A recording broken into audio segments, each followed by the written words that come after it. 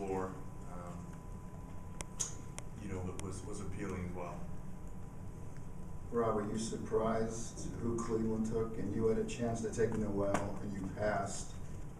Why did you pass? I was not in any of the meetings in Cleveland, so I'm not sure if I was surprised or not. I really had no idea what they were going to do. Tonight is about drafting Victor Oladipo and Romero Osby, and there were a lot of guys we didn't draft, and a lot of reasons why we didn't, but I don't feel like speculating. What was the health of Noel play in that? He played in a little bit, but it certainly wasn't the end-all, be-all reason. Why didn't you draft Ben McLemore? Because we took Victor Oladipo. Well, why? We Why? like Victor better. Well, why not Ben? We felt like Victor made more sense for us. Rob, Victor, people have called him the most sure thing in this draft. Is that something you've seen from the workouts? It seems defensively, offensively, there's a number of aspects to his game that make him the right fit. We like Victor because we feel like Victor has a work ethic and an approach to the game that will allow him to continually improve. And we feel that way about a lot of the players we have. So it was more about his approach and his work ethic and his tenacity that really resonated with us. Rob, can you talk about what you saw from Victor defensively and how he might be able to help your team on that end of the floor? Yeah, again, just a tireless work ethic at that end of the floor.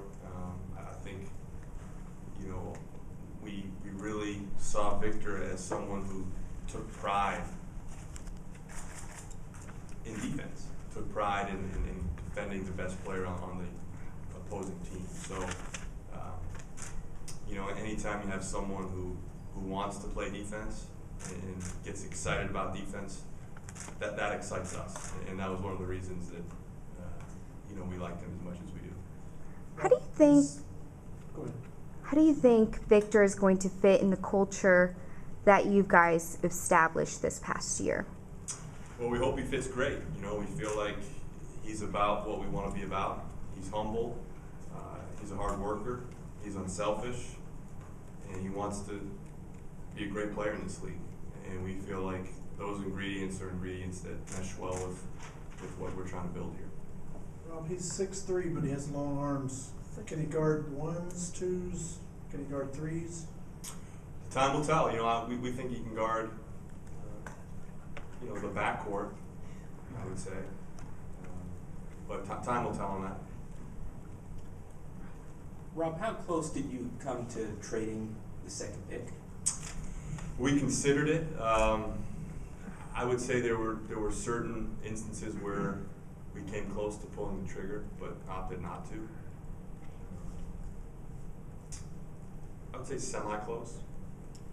A little bit later down in the draft, that New Orleans selected Nerlens Noel and then traded him and a protected first-round pick next year for an all-star point guard. Was that a trade that was potentially offered to you? And if so, what was your calculus there? We had a lot of different things thrown our way, Josh. That specific deal was not one of them. Rob, did age or maturity play a factor in taking Victor over, let's say, Nerlens or Ben? No, I would say age was not a factor. Rob, whether he plays the one or the two, you have veterans at those positions. Does taking Victor speak to your plans for Jameer or Flalo and what you plan to do with them? I don't think so, Joe. No, I think that it speaks to the fact that we drafted someone who is about what we want to be about and brings a skill set that we feel our team could use. And like anything else, it's going to be merit based. So if you earn minutes, you'll get the minutes, and Coach Vaughn will certainly dictate that. Do you see him as more of a one or a two? We see him as a guard. Rob, what was Coach Vaughn's role throughout this process, if any, and how do you see Victor fitting in Coach Vaughn's system? Coach Vaughn was very involved in the process, whether it be getting to know the players off the floor or working them out on the floor. He was very proactive in this process, and it's always important to make sure your coach is involved and does have that buy-in, and Jacques certainly was excited about Victor as well. How important is it for the players to have a, full education background? I've noticed a significant trend that you're picking players with, maybe 2 to 4 years of college in their resume.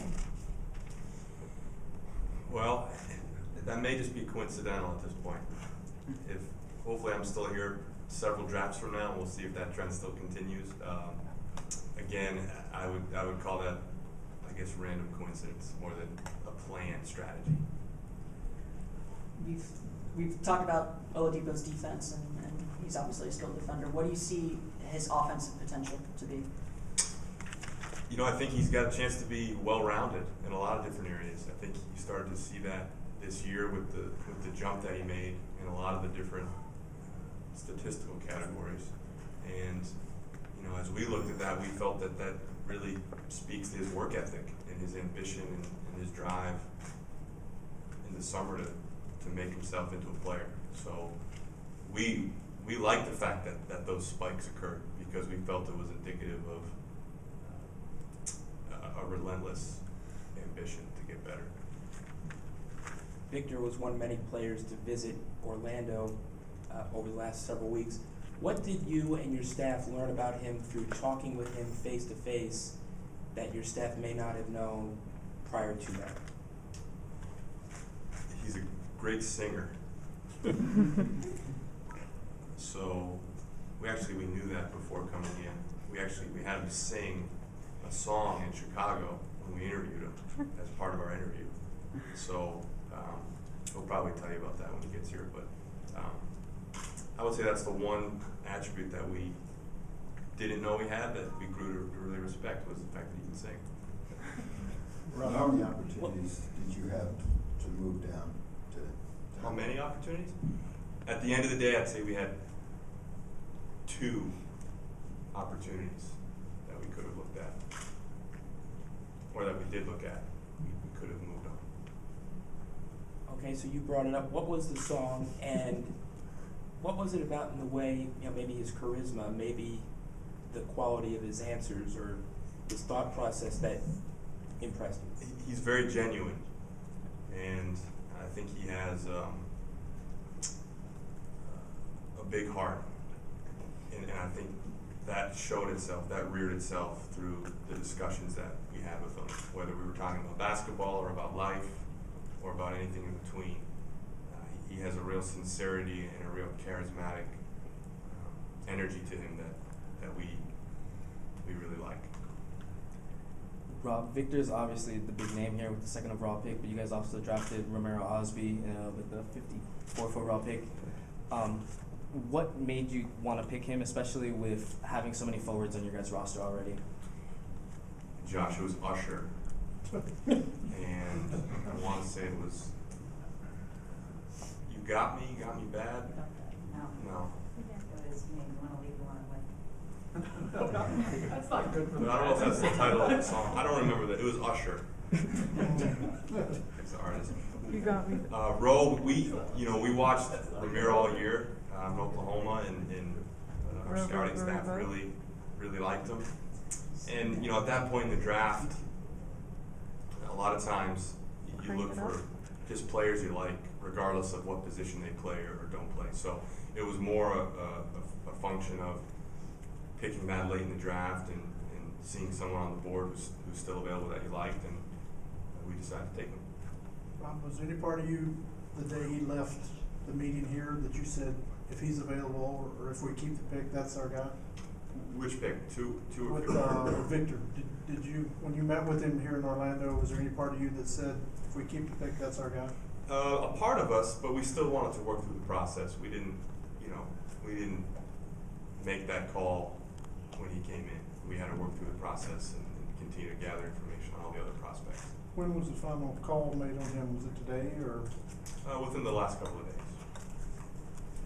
You had any, since you picked him, any teams interested to see if you'd part with him? I have not checked my voicemail recently, but as of the moment I walked in here, no one had called yet.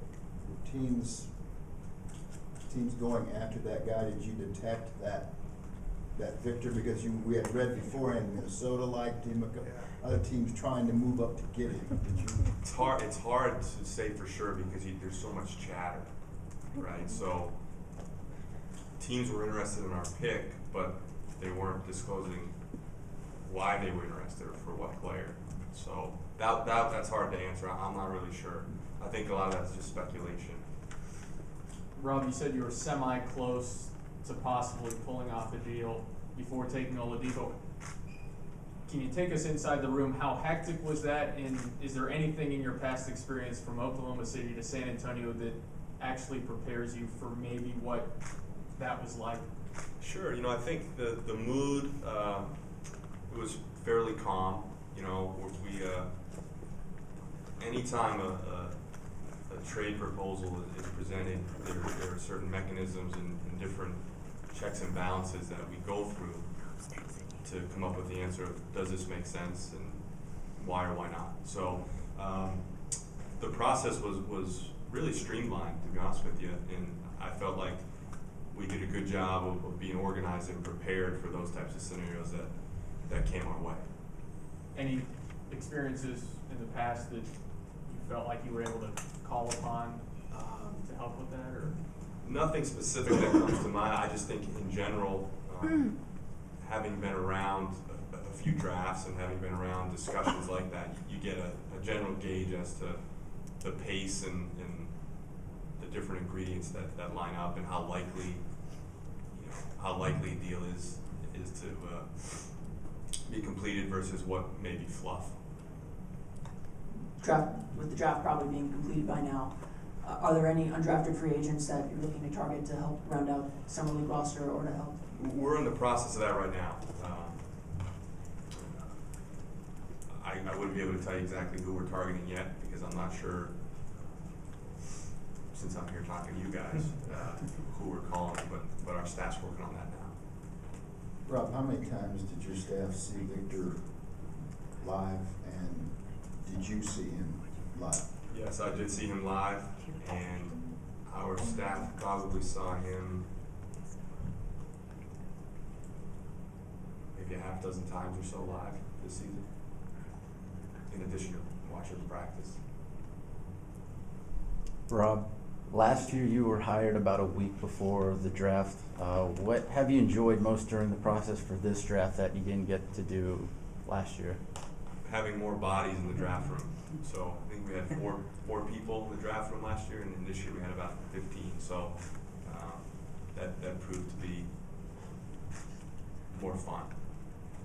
Okay, we have time for a couple more, so Rob, I know this is a big night for the organization going forward, and we're talking about the newcomers, but you also have some decisions coming up with regard to E'Twaun Moore, who I believe has a guarantee date, as well as a qualifying offer for DeQuan Jones. Have you taken a look at those guys' situations yet, and when can we expect to hear about them? We have. We'll have to spend the next few days collecting our thoughts on those two issues, and we have to make a decision before July 1st on both of them. So we'll be prepared to do that here in the next coming days, but have not come to a conclusion yet on either one. What does Victor's presence mean for Aaron O'Connell? It means there's another guard on the roster. We feel like they can play together, and we feel like in some ways they complement each other very well. So I guess it means that Aaron has a new teammate, so does Victor.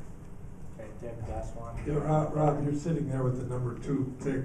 Were you as shocked as everybody else when the announcement of the number 1 pick was made? Honestly, no. The draft was such a wide open draft this year, so I think a case could have been made for a lot of different players to go number 1, and I think Cleveland made a great pick. Rob, apparently Eric Bledsoe did not get traded here tonight.